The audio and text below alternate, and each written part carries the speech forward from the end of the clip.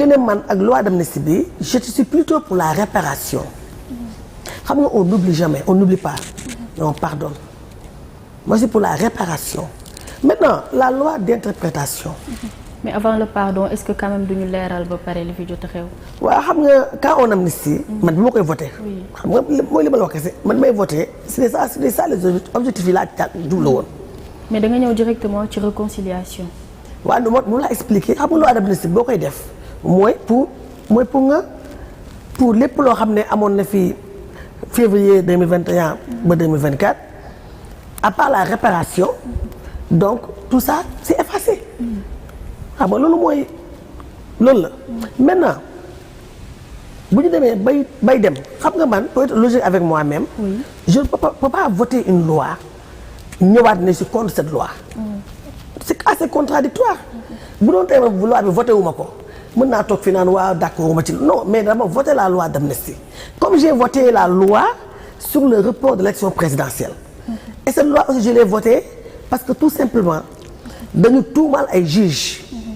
li leen tuumaal il fallait ñu leeral loolu. dañu également écarter des candidats yoo xam ne gis nañu ne c'est pas normal ku mel ni Karim Wade. ku mel ni le président du PASTEF Ousmane Sonko et cetera et c'est la raison pour laquelle tout le monde avait milité pour le report de l'élection présidentielle. et ce report a occasionné la mort de quelques jeunes je pense 3 ou 4. ça a occasionné la mort de 4 personnes ou bien de 5 personnes l'essentiel. Quand nous on voté la loi relative à ce report-là mënuñu xam ne il y avait pas encore de mort on a voté la loi parce qu'il y avait des accusations sur des juges du conseil constitutionnel. On a voté cette loi parce que tout simplement il y avait des irrégularités concernant des candidatures. je veux dire il fallait que ça soit clair xalaatoon ngeen ni dina am. non xam nga mënoo xalaat non xam nga mënoo xalaat. mais lépp calcul la xam nga duñ ay devin xam nga du ñu defee nag ndax kii dina dee wala du dee loolu mënuñ ko xalaat. non mais vous deviez savoir quand même que les Sénégalais duñu d'accord ci loolu. non parce que non xam nga sama gëm-gëm la sama intime conviction. xam nga quand tu as une conviction boo gëmee dara da ngay positif man dama gëmoon ne dañoo tuumaal ay juges du conseil constitutionnel on ne doit pas aller à des élections tant que leerul. mais tous ces causes-là ça partait de votre camp parce que bu ñu tuumal ay juges ki ñu ko tuumal. ci yéen la bokkoon. non man laa bu ñu bokkee suñu nit. man essentiel man sama bopp laay wax xam nga c'est-à-dire que c'est parce que nit dafa bokk ci man. et c'est là où vous aurez dû saluer la position des députés de Benno. parce que ki ñu ne moo def ci ñun la bokk mais terewul on voulait que ça soit clair. non ça c'était un alibi ça. je suis désolé mais c'était un alibi parce que tey avec ou sans cette loi d'amnistie le président Bassirou Diomaye Diakhar Faye il était déjà candidat. sa candidature a été validée. donc tey non mais lorsque vous dites que tey il faut même pas parler seulement de Bassirou Diomaye Diakhar non mais da nga utiliser comme exemple disant que oui il fallait que peut-être le candidat mu génn ci kaso bi mais mu génn ak mu ñàkk génn il était destiné à être le président du Sénégal te moom candidature am validé nañ ko laata muy génn fi nga xam ne mooy kaso donc mu génnoon day am li nga xamante ni mooy résultat mu toogoon ci kaso bi itam day am li nga xam ne mooy résultat donc tey bu fekkee vous voulez utiliser tous ces arguments là pour dire qu'on a volé pendant ce temps parce que tey vous étiez des représentants de la nation sénégalaise. J'ai cité des objectifs j'ai dit c'est pas le seul cas mais j'ai parlé que si des familles doivent se retrouver c'est-à-dire que booy analyser il faut prendre tout ce que j'ai dit il faut pas se focaliser sur un point qui était le point le moins important parce que j'ai terminé par ce point. Quel est le point le plus important? xam nga nee naa la pour man. quand je fais la loi d'amnistie. c'est si des familles devaient se retrouver. je vote cette loi. mais ces familles-là c'est vous qui les avez brisées madame. xam nga c'est nous qui les avez. parce que tey nit ñooñu ñu jàpp tëj leen ci kaso bi te mu leer leen ni nekkul li nga xamante ni moo war mais ñan ñoo ko fi def. xam nga man li ma la wax njëlbeen laay waxaat. moi je suis légaliste. man yoon. lu mu ne moom la dama koy gëm. autant j'étais d'accord que li justice wax ba tëj ni mu tëj. dama ci d'accord woon parce que je suis légaliste. autant je suis d'accord que aujourd'hui la justice ni mu téye. je suis légaliste je suis d'accord. mënuma d'accord démb tey may bañ. déedéet. wax ko sànq. nous avons le pouvoir législatif. le pouvoir exécutif. le pouvoir judiciaire. sama yoonu réew. lu ne lii la. d'accord naa ci. sauf que la dernière fois on est tous d'accord. non xam nga tey jii am na ñoo xam ne dañu wax naan. yoon justice Sénégal n'était pas indépendante il y a 2-3 ans. te tey jii ñu ngi tagg ces magistrats. di tagg ces juges. di tagg cette justice. Je ne fais pas partie de ces personnes. Parce qu'il y a une grande différence. Autant j'étais hier, j'avais dit hier. Que vous le dites ou pas, que la il y a justice indépendante, une très grande différence. Non, il faut qu'on soit clair. Il faut une logique. Gis nga situation da ngay logique. mënuma daaw 2 ans. ma ne yoon li mu tëral mooy dëgg. ñi mu jàpp am na droit jàpp leen parce que ñoom ñooy yoon. mais daaw boobu tegul woon ci yoon. waaye léegi ma ñëwaat tey nag. attends mais yéen yoon bu fi nekkoon ñoo fi nekkaat ba tey. léegi ma ñëwaat tey ma ne yoon bi tey yoon bi amul justice. Moi je suis pas contradictoire.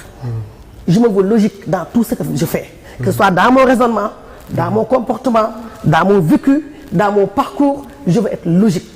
yoon mënta baax démb bon tey. non ñoo fi nekk yu sénégalaise bi les magistrats sont adulés, sont vénérés, sont respectés à travers le monde entier. J'ai été vice-présidente du Parlement mondial. J'ai fait beaucoup de pays. Et les magistrats du Sénégal sont partout respectés. Le Sénégal a toujours une justice indépendante.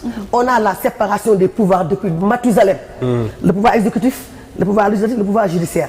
Il ne faudrait pas qu'aujourd'hui, qu'on dise que yoon am na Sénégal, mais daaw yoon amul Sénégal. mais ñooñu ñu tëjoon kan lañ ci condamné pour ñu tëj leen kan lañ ci condamné jox ma ci benn cas koo xamante ni condamné nañ ko balaa ñu koy tëj amul.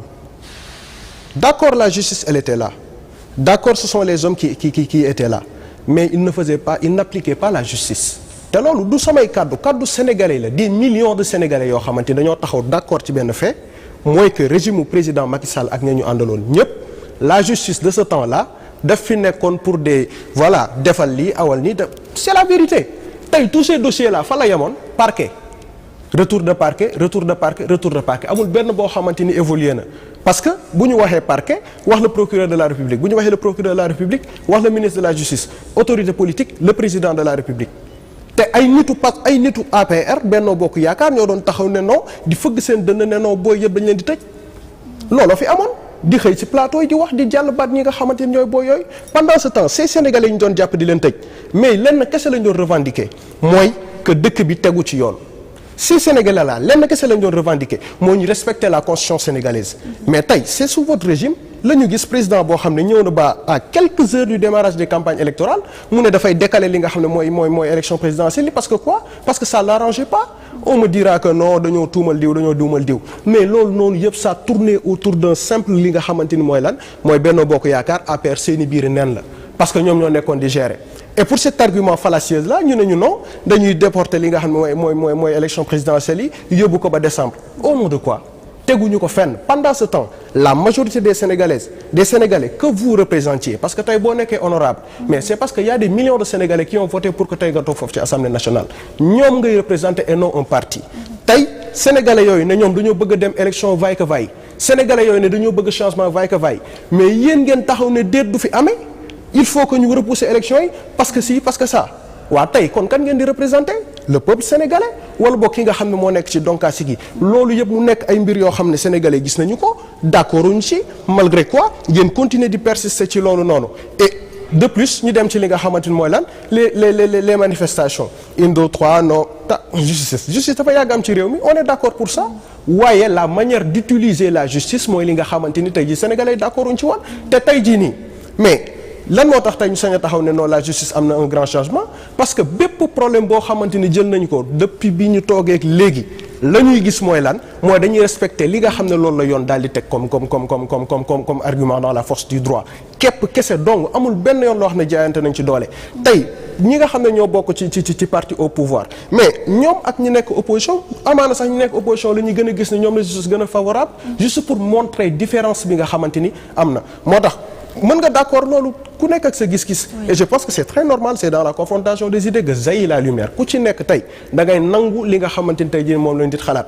waaye dafa am loo xam ne moo logique et lorsqu'on parle de logique il faut assumer et dire que la justice bi nga xamante ni tey jii moo fi nekkoon il y a cela 2 ans ci ginnaaw c'était une justice instrumentalisée mais cette justice là bi nga xam ne moo fi nekk on a un ministre de la justice boo xamante ni il est un féru du droit xam na lii yoon te mu ngi koy doxal na mu ko war a doxalee on a tey jii nii des procureurs yoo xam ne des magistrats yoo xam ne mais Air Tamba dem na ñi fi nekkoon fii nekkoon deuxième cabinet yu ne mel di bunduxatal booy di retour de parquet dugal fii génnee fii mais ñoom ñëpp tëbal nañu leen on a des juges et des magistrats yoo xamante ni tey jii nii xam nañu lan mooy yoon te ñu ngi koy doxal te loolu la Sénégalais yi soxla woon donc vous pouvez être d'accord ou pas mais dans tous les cas la différence elle est abyssale et elle est pré-identifiée te Sénégalais gis nañu ko adopté nañ li nga xamante ni moo fi nekk donc lorsque vous parlez de voilà gis nañu ay arguments parce que si moo tax pour man loolu ce sont des arguments yoo xamante ni par solidarité de parti parce que wax nga ko tout à l'heure bi ngay voté li nga xam ne mooy report élection beeg amnistie bile c'est parce que voilà vous étiez dans un parti politique boo xam ne li ngeen bëggoon mooy loolu noonu daal di am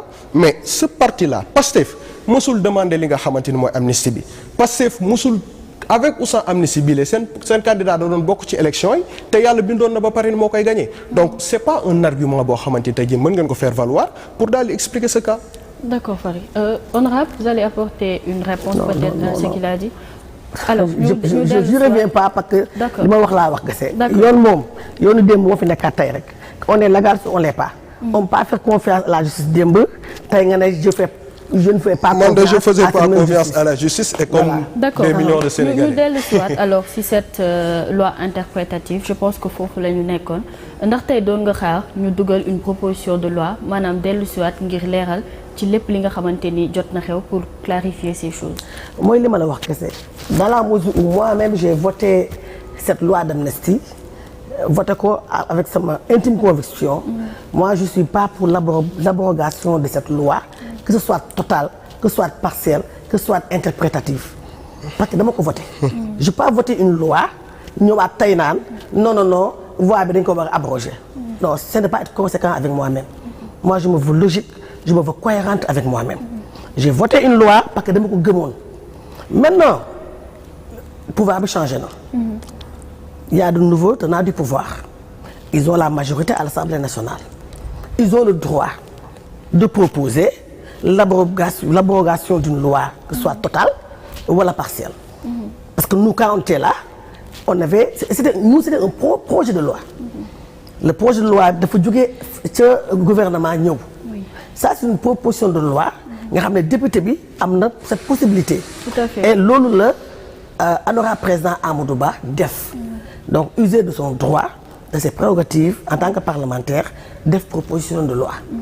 ñoom nag comme je dis ñoo yor léegi le pouvoir am nañ sañ-sañ de proposition de loi am nañ sañ-sañ loi bi jàll parce que tout simplement ils ont la majorité à l'Assemblée nationale donc c'est le droit lu ñu nekk waaw mais man en ce qui me concerne c'est une loi que j'ai votée et aujourd'hui je peux pas dire que je suis d'accord pour l'abrogation même si c'est partiel de cette loi parce que comme je dis moi je suis pour la réparation moi je suis pour la réconciliation nationale. Moi, je suis pour le pardon national. Moi, je suis pour la pacification des cœurs. Je suis pour que les esprits soient pacifiés. C'est ça ma position. D'accord. Donc, mais cela ne veut pas dire que ñoom amuñ sañ-sañ, amuñ droit indi seen loi def ko mu partiel def seen loi interprétative. Oui, en tant que député yaa ngi koy wax d'ailleurs ci sa biir kàddu donc initiative la boo xamante ni Assemblée nationale may na ko prérogative sax disons. Donc tey yaa ngi wax aussi ni que da nga voté woon loi bi donc tey amoo gis-gis ci le fait que